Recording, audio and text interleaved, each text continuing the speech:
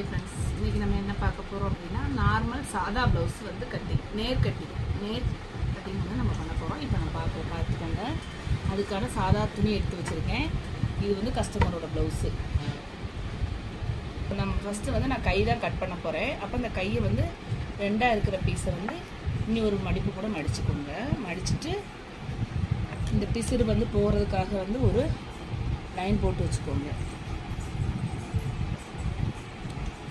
இப்போ வந்து மடிக்கிறதுக்கு துணி வந்து மடித்து தைக்கிறதுக்காக ஹெம்மிங் பண்ணணும் இல்லையா, அந்த துணிக்காக இவ்வளோ துணி நம்ம விட்ருக்கோம். அதுக்கும் வந்து துணியை அடையாளப்படுத்தி வச்சுக்கோங்க.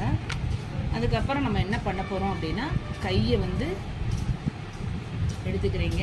இந்த கை வந்து எடுக்கிற கஸ்டமர் என்கிட்ட என்ன சொல்லியிருக்காங்க அப்படின்னா ஒரு 1/2 இன்ச்சு வந்து இறக்க சொல்லியிருக்காங்க.